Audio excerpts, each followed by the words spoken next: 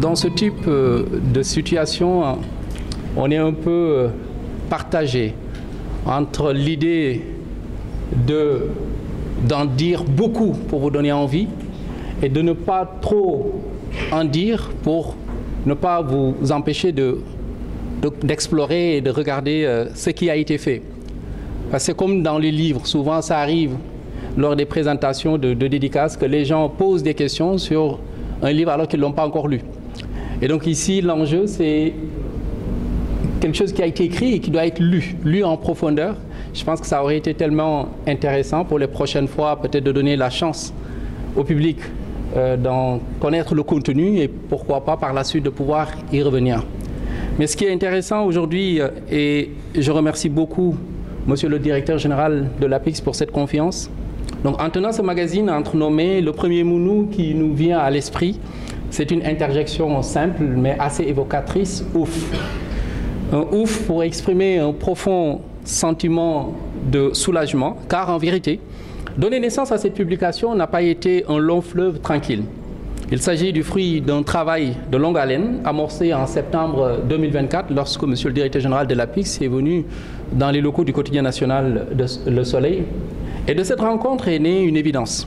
Nos deux structures, porteuses de missions complémentaires au service public, devaient unir leurs forces pour mieux valoriser les réalisations qui façonnent le Sénégal de demain. Dans cette optique, quoi de plus pertinent qu'un magazine dédié à la vulgarisation des actions de l'APIX, et qui mieux que Le Soleil, fort de son expertise éditoriale et de ses ressources humaines aguerries, pour porter un tel projet. Ce que vous tenez entre vos mains est bien plus qu'un instrument ou un support d'information. C'est le témoignage d'un engagement partagé, d'une ambition commune et d'un partenariat réussi. Au fil des pages, ce que je disais tout à l'heure, et Johnson l'a bien présenté, et je vais devoir peut-être un peu revenir sur certains éléments contenus dans ce magazine, tout en, comme je le disais tout à l'heure, espérant que vous allez vraiment le lire en profondeur. Mais au fil des pages, vous découvrirez les contours du nouveau référentiel économique impulsé par le chef de l'État, Bassirou Diomaye Faye, et porté par le Premier ministre Ousmane Sonko. À travers le programme Sénégal 2050, l'exécutif trace une voie de rupture centrée sur une économie endogène, inclusive et durable, fondée sur la transformation structurelle, la réindustrialisation, la souveraineté économique, l'inclusion sociale et la transition écologique. Au cœur de cette ambition nationale, l'APIX se positionne comme un acteur stratégique, comme le souligne avec justesse justement son directeur général, M.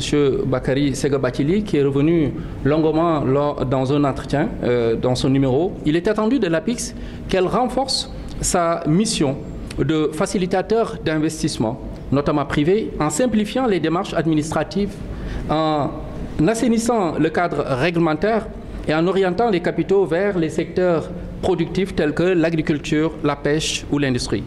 L'agence joue aussi un rôle clé dans la formalisation des PME et la promotion des partenariats stratégiques entre entreprises locales et internationales.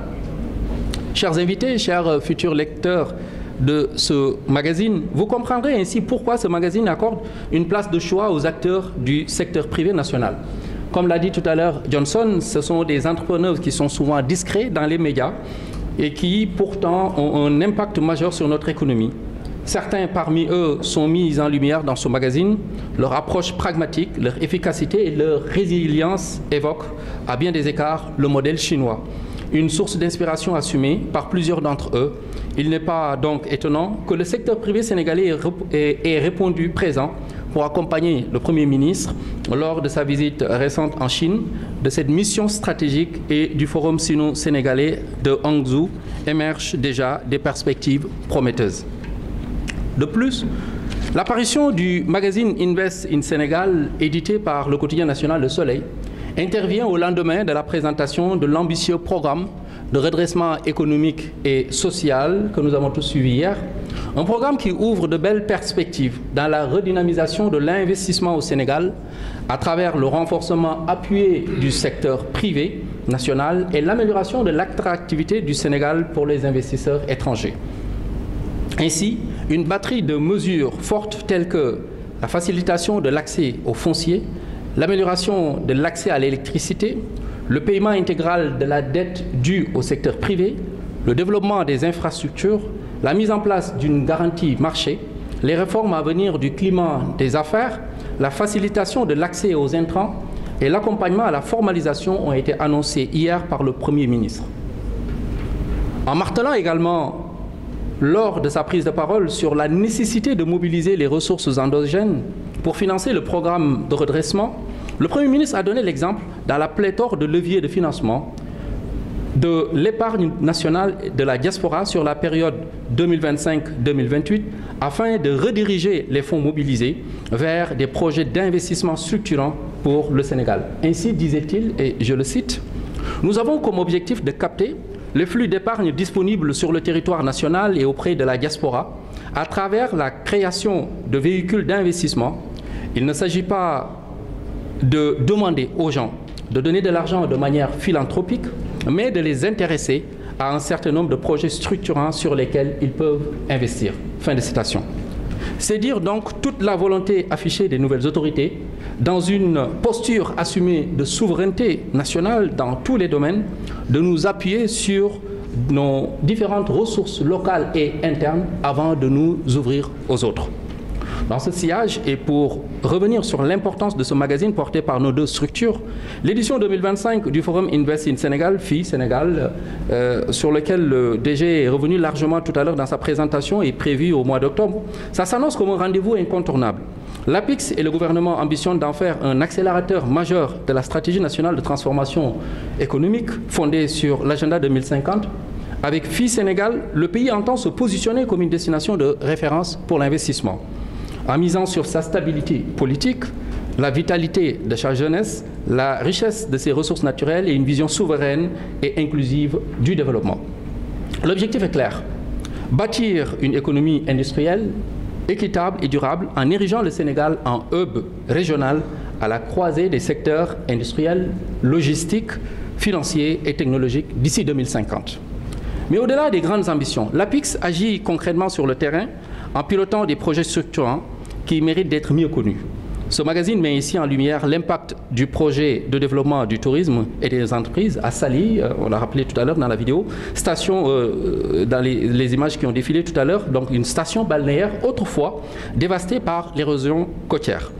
Grâce à l'action coordonnée de l'État et de l'APIX, c'est ça, les plages ont été restaurées, les infrastructures protégées et l'économie locale relancée. Résultat, Saly retrouve aujourd'hui son statut de joyau du tourisme sénégalais. Le Soleil vous amène également, donc à travers cette publication, à Saint-Louis, ville chargée d'histoire et classée au patrimoine mondial de l'UNESCO. Là encore, APIX SA, en partenariat avec l'État et ses alliés, pilote un vaste projet de réhabilitation du patrimoine architectural et de valorisation des espaces publics. L'objectif, soutenir l'artisanat local, dynamiser le tissu économique et promouvoir un tourisme durable à la fois respectueux de l'histoire et tourné vers l'avenir.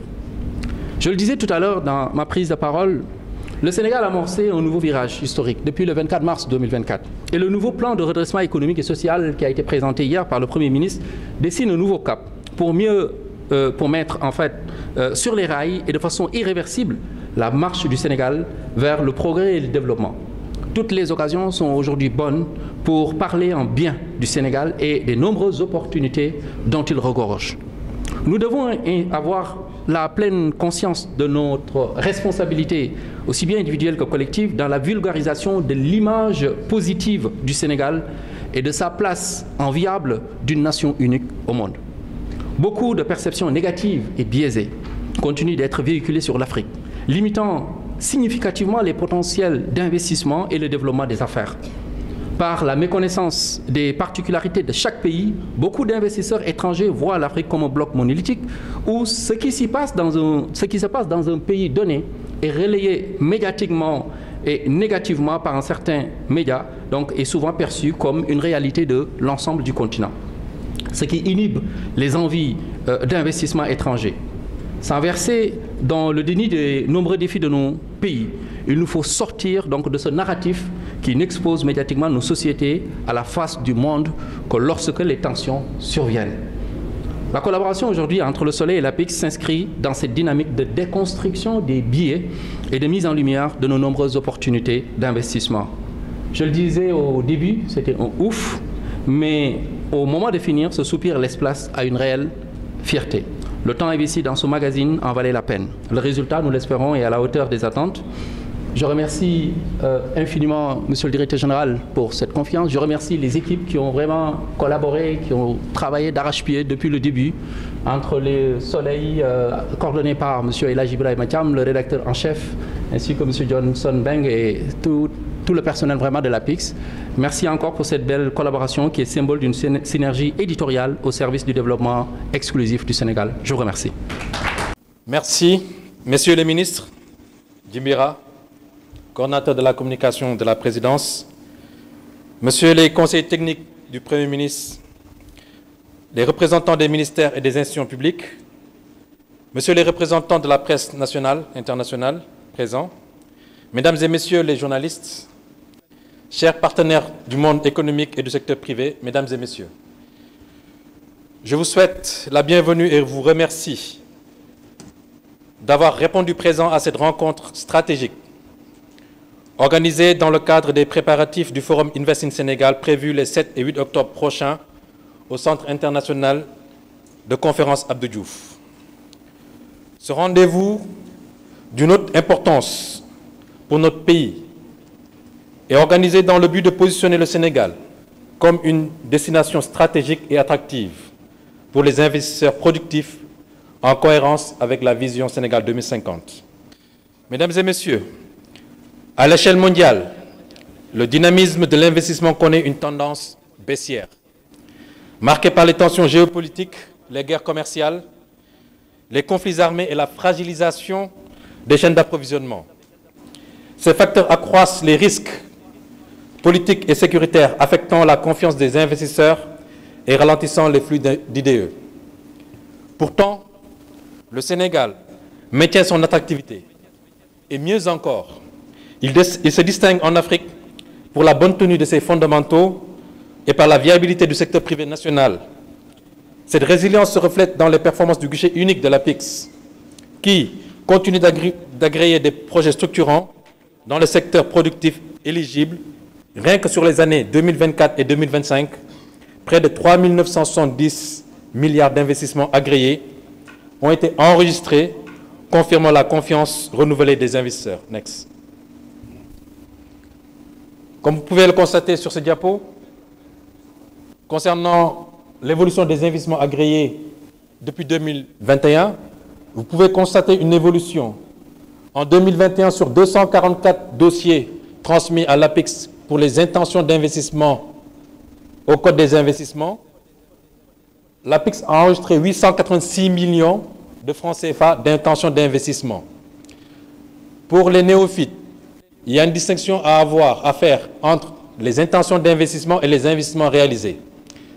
Quand un projet est agréé au Code des investissements, ça veut dire que le promoteur de ce projet-là vient solliciter au niveau de l'APIX des incitations fiscales pour réaliser son projet d'investissement. Et ces projets sont éligibles au Code des investissements. Donc, quand on a des intentions d'investissement à l'année N, vous avez 3 ans pour réaliser ces projets d'investissement.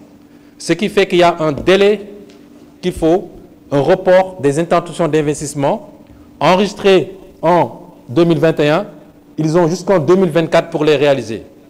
Dès lors, par rapport à ce marasme économique qu'on peut ressentir, ça résulte justement des intentions d'investissement très faibles enregistrées les précédentes années, notamment en 2021, en 2022, avec 886 millions enregistrés en 2021, 989 millions en 2022, dont la réalisation peut être glissée sur 3 années.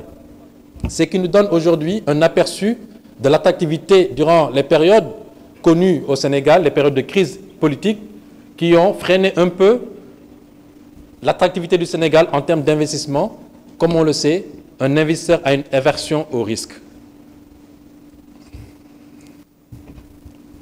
Retourne. Je n'ai pas terminé.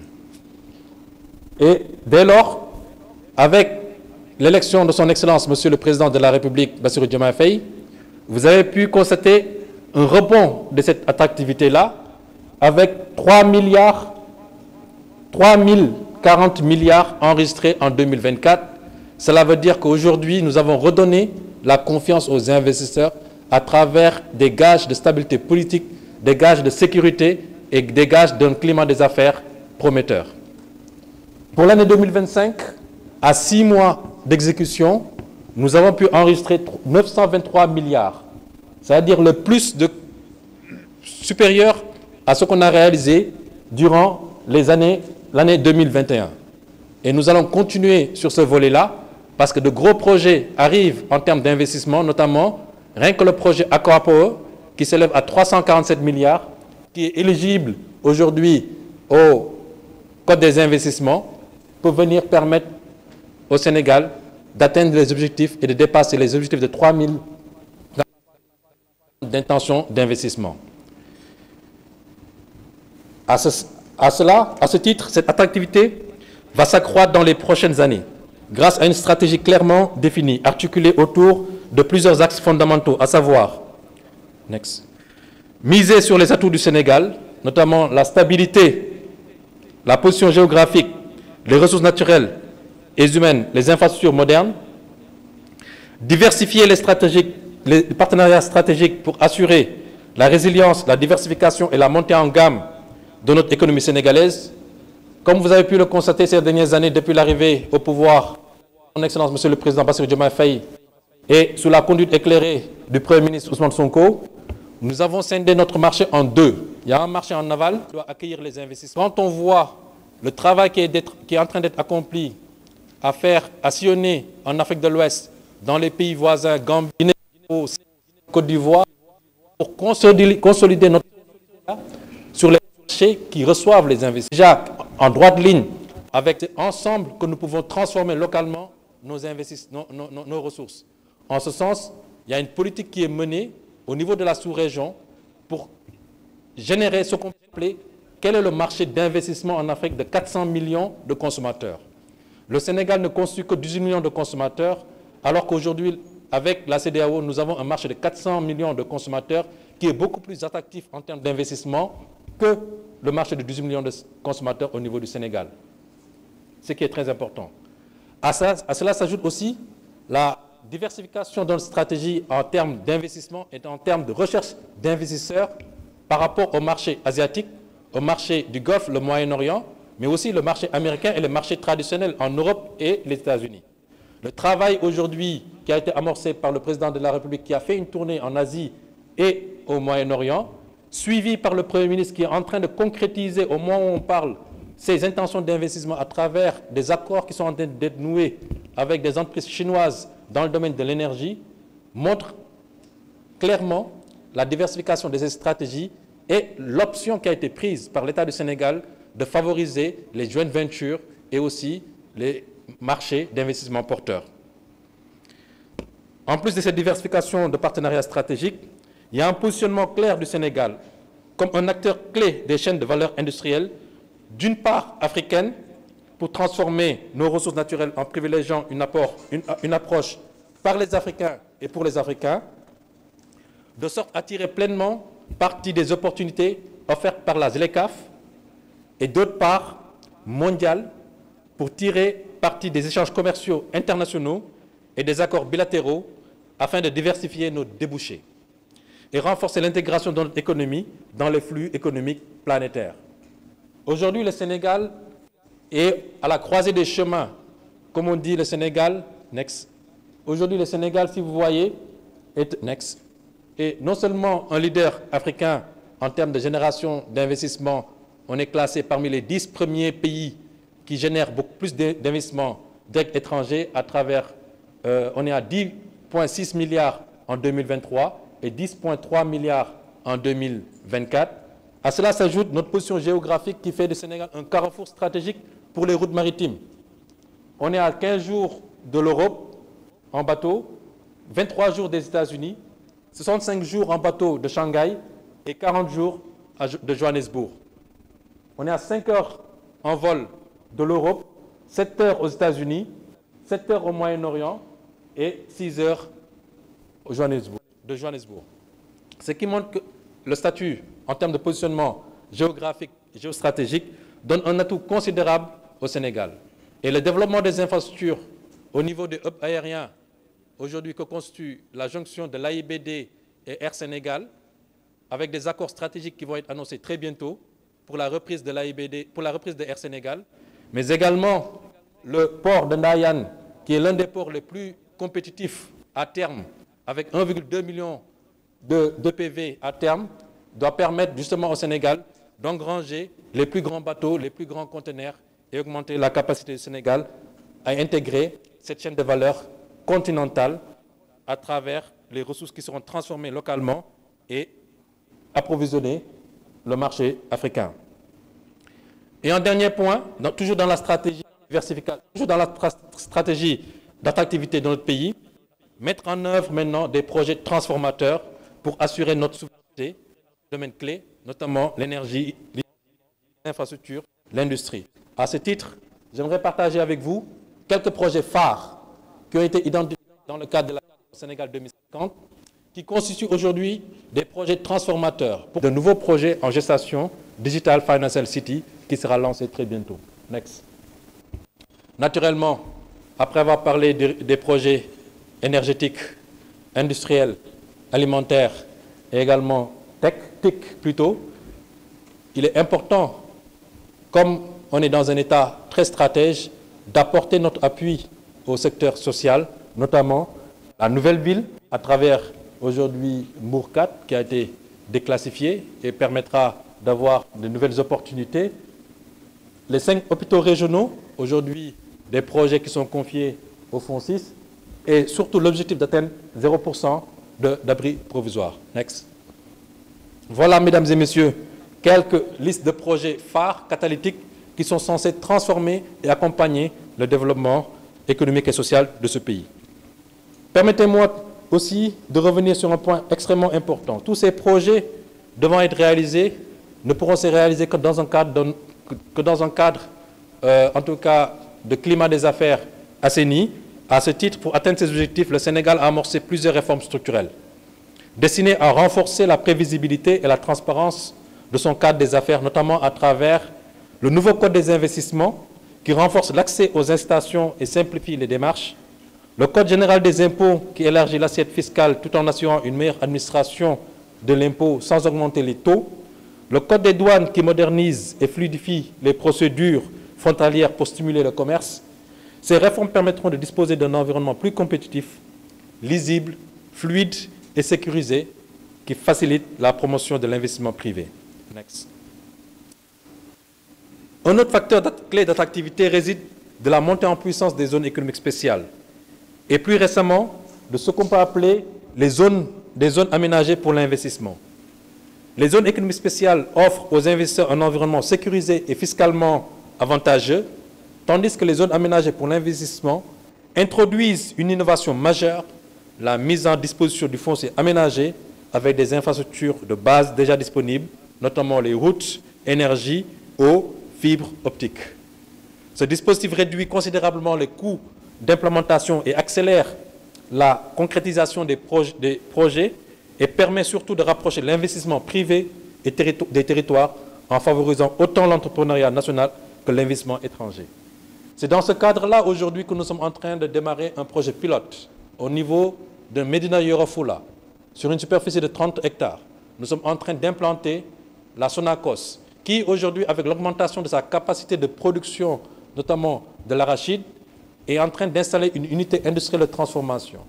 Cette unité a pour but aujourd'hui, cette superficie, Au-delà de Sonacos, nous allons créer un cluster de transformation des produits locaux au niveau et faire de Sonacos un point d'ancrage d'une zone économique aménagée. Next. 4 stratégies de la RFR. Ces avancées se déroulent dans un cadre macroéconomique en redressement grâce à la loi de finances rectificative 2025 et au plan de redressement économique. Au niveau de la LFR 2025 poursuit 4 priorités.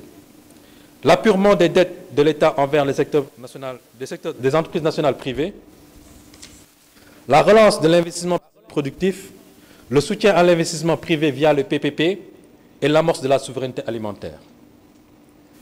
Quant au plan de redressement du Monticom, il traduit une rupture profonde dans la gestion des finances. Il mise sur une mobilisation endogène des ressources, plus de 4 600 sur 2025-2028, financées à 90% par des ressources internes sans endettement. Mesdames et messieurs, je pense qu'à ce niveau-là, on peut s'arrêter et profiter de ce moment pour féliciter véritablement le président de la République, mais surtout féliciter le Premier ministre et son gouvernement pour ce brillant exposé qu'il a eu à faire hier, mais également pour cette idée en droite ligne avec notre conviction politique de mobiliser d'abord les ressources internes pour faire face à nos dépenses avant de faire appel à tout partenariat extérieur, partenaires techniques et financiers, multilatéraux, bilatéraux, parce que tout simplement notre souveraineté dépend de notre capacité à mobiliser et à financer nous-mêmes notre propre politique. Et aujourd'hui, grâce aux différents services de l'État, parmi lesquels font l'APIX et le BOX, l'État du Sénégal est en train de proposer aux Sénégalais un modèle économique endogène qui va à terme nous permettre de nous départir de cette dépendance vis-à-vis de l'investissement étranger et de l'investissement des partenaires techniques et financiers à terme. La pertinence du forum, mesdames et messieurs, c'est dans ce sillage que l'organisation du forum Invest in Sénégal 2025 trouve sa pertinence. Ce rendez-vous s'inscrit pleinement dans notre volonté de faire du Sénégal un acteur incontournable de l'économie africaine et mondiale, en rassemblant autour d'une même table, sous l'égide de son Excellence, le président de la République, Bassirou Diomaye Faye, les forces vives du pays, les investisseurs nationaux et internationaux, les décideurs publics et privés, ainsi que nos partenaires techniques et financiers venus du monde entier. Ce cadre sera une plateforme sénégalaise, mais aussi africaine, destinée à valoriser les atouts de notre pays. L'édition de 2025 aura pour hôte l'Arabie Saoudite et accueillera également des partenaires de premier plan tels que la Chine, les Émirats arabes unis ou encore l'Égypte. Ce sera l'occasion de sceller des alliances stratégiques et de promouvoir des projets transformateurs du Sénégal au service de l'Afrique. En conclusion, mesdames et messieurs, le Sénégal avance avec une vision claire, bâtir une économie souveraine, compétitive et résiliente, ouverte aux partenariats équilibrés et aux investissements durables. Nous comptons sur vous, presse nationale et internationale, pour être bien plus que de simples relais. Nous souhaitons vous considérer comme de véritables partenaires stratégiques de ce forum. Votre influence, votre professionnalisme et votre capacité à informer largement et avec rigueur seront déterminants pour vulgariser les nombreux atouts du Sénégal. Grâce à votre implication, les opportunités offertes pour le Forum Invest in Sénégal 2025 seront connues bien au-delà de nos frontières, attirant des acteurs internationaux et désireux de contribuer au développement durable et la transformation économique de notre pays. En collaborant étroitement, nous pourrons ensemble assurer une couverture médiatique de qualité qui traduira fidèlement l'ambition et le potentiel unique de notre pays, tout en renforçant la visibilité et l'impact du forum à l'échelle mondiale, continentale. Je vous remercie d'avance pour votre précieuse contribution à la réussite de cette grande rencontre. FI Sénégal, c'est notre forum, c'est notre futur. Faisons-le rayonner ensemble. Je vous remercie. J'aimerais commencer par saluer toute l'assistance et vous dire tout le plaisir que j'ai à partager ce moment. Fort rafraîchissant, on doit bien le reconnaître, et intéressant et même salutaire dans les moments que nous vivons. Je pense que nous gagnerions tous à avoir plus d'espaces d'échange de ce genre-là pour pouvoir parler des sujets qui nous sont chers, des sujets aussi sur lesquels nous ne sommes pas d'accord. Et peut-être que cela nous aiderait à mieux faire société et à mieux atteindre les objectifs que nous avons en commun. Et donc remercier Monsieur le Directeur Général de m'avoir convié à cette rencontre. Monsieur le Directeur, je vous salue, et ainsi que les deux directeurs généraux, les trois directeurs généraux du Soleil, du Box et de Invictus. Donc tout le plaisir de partager ce moment avec vous. Le DG a été magnanime à mon égard en me confiant le rôle peut-être le plus facile de la soirée. Et tout à l'heure, avec brio, nos amis ont livré des explications très expertes, très techniques. Et moi-même, j'ai beaucoup appris en les écoutant, donc je les en remercie. Le mot ne sera pas trop long. Hier, Son Excellence le Président de la République est revenu sur un rêve. Il a formulé devant l'Assemblée, devant l'assistance, le rêve de voir les Sénégalais s'approprier du mot souveraineté. Et plus qu'un mot, c'est une ambition en fait. C'est une ambition renouvelée. Et justement, je pense que le Président de la République, en faisant ce rêve-là, est en train d'exprimer une ambition très profonde, une aspiration profonde.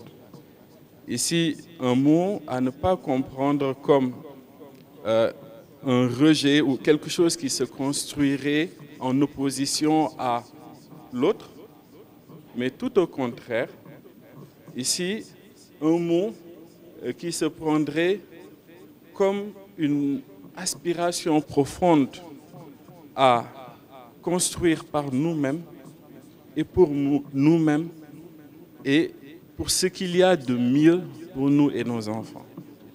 Et je pense que dans les moments difficiles que nous avons traversés et que difficilement, mais ensemble, nous allons y arriver, je n'ai aucun doute sur ça. Je pense que ce rêve aussi, je le partage. Et tout à l'heure, le DG et Biram le disait, tous les Sénégalais ont une partition à jouer dans cette construction. Et j'aimerais dire que cette ambition que porte le Président de la République et le Premier ministre à travers cette vision Sénégal 2050 est une ambition audacieuse, mais c'est une ambition réaliste. Toutes les grandes nations ont, dans leur histoire, eu des moments de crise, des moments difficiles. Et à un moment donné, il y a eu une ambition collective de transcender ces difficultés-là et de les transformer en quelque chose de positif. Prenez les États-Unis, vous prenez la France avec la Révolution, vous prenez la Chine, etc. Donc, tous ces pays-là sont passés par ces moments-là. Et je pense que nos dirigeants actuels ont une claire conscience que si nous voulons, nous en tant que peuple aussi, avoir la même trajectoire-là que ces pays-là, nous devons en passer par une phase de responsabilité et de vérité. Et c'est tous ces exercices-là que durant ces mois-là, on a vu, je ne vais pas revenir dessus, avec le diagnostic, etc. Maintenant, qu'est-ce que nous faisons de ça? Ce que nous faisons de ça, c'est l'appel de DG tout à l'heure, de transformer ces blessures-là que nous avons vécues, peu importe nos convictions politiques, etc., de les transformer en quelque chose de positif. Et je pense que, en toute sincérité, tout Sénégalais animé de bonne foi pourrait reconnaître à nos autorités cette volonté-là de vouloir transformer ça en quelque chose de positif. Cette nouvelle page-là, avec courage, avec audace, ces autorités-là sont en train de l'écrire, avec des réformes courageuses, parfois très difficiles, que d'autres ont préféré mettre sous le tapis. Et ils ont le courage de le faire. Effectivement, c'est difficile. Et c'est parce que c'est difficile qu'il faut les faire maintenant et que ce soit derrière nous. Et donc, c'est dans cette dynamique-là que nous sommes. Mais cette dynamique-là, nous ne la réussirons pas si les Sénégalais, peu importe leurs convictions, participent à cet effort-là. Donc, c'est tout le sens du travail que l'APIX est en train de faire, du travail de suivi qui est en train d'être fait au niveau du box et dans toutes les entités de l'État où il y a cette volonté-là de transcender ensemble ces difficultés-là et d'en faire quelque chose de positif. Très honnêtement, je suis très optimiste, je n'ai aucun doute que nous allons y arriver. La vérité, et je vais le dire en Wolof, et pour avoir la chance d'avoir assisté à beaucoup de rencontres à l'étranger entre le chef de l'État et nos partenaires, Sénégal, jànq bu taaru la bu taaru bu ñëpp bëgg nag. Il est dommage que nos compatriotes ne le sachent pas ainsi. Jànq bu taaru bu ñëpp bëgg te ña ngay fëgg ci buntu bi di labat si waaye nag ñi ñu dénk jànq bi duñ ko joxewee à n'importe quel prix. C'est-à-dire ils se sont imposés un niveau d'exigence pour ne pas reproduire les mêmes erreurs qu'ils nous donnent reproduire. Donc, nous savons investissement. Mais nous savons que le problème en réalité, ce ne sont pas les investisseurs qui toquent à la porte ou qui veulent venir. Parce que nous toquons à la porte, ils veulent venir. C'est ça la vérité. Mais nous nous sommes assignés, imposés des exigences. Yo xamni Sénégal musu ko tek bopam ngir justement souveraineté bobu président di woté ngir ñu momal suñu bop tanal suñu bop xalaatal suñu bop avancer suñu bop.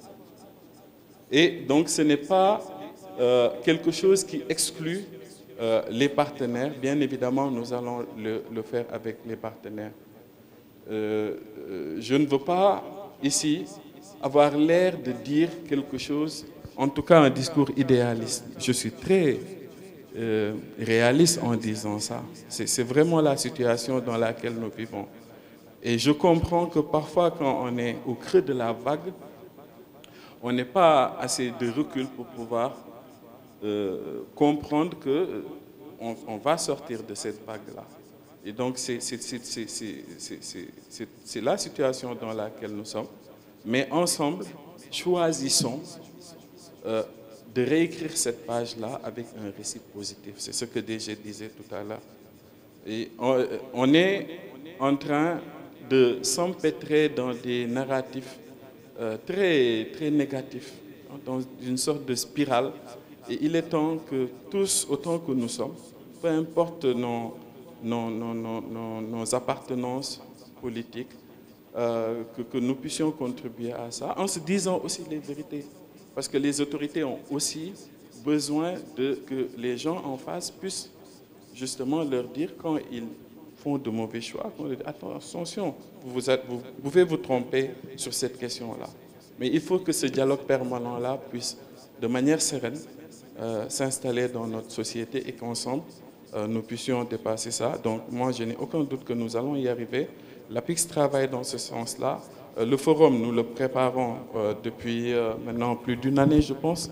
Le premier VRP, le DG ne me démentira pas, c'est le président de la République, qui partout où il va, convainc les investisseurs pour leur dire « Nous avons beaucoup à offrir au monde.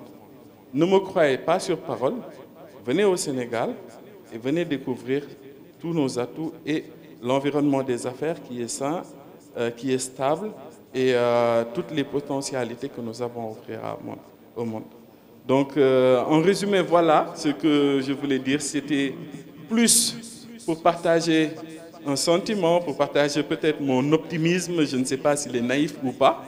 Je ne le pense pas. Je pense que c'est un optimisme qui est réel. Peut-être à l'aune, moi, des données que je peux avoir. Mais je suis convaincu qu'ensemble, nous allons y arriver.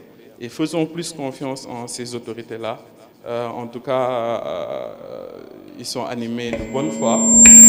Ils ont un amour, mais vraiment immodéré pour le Sénégal. Et donc voilà, continuons ensemble. Merci beaucoup.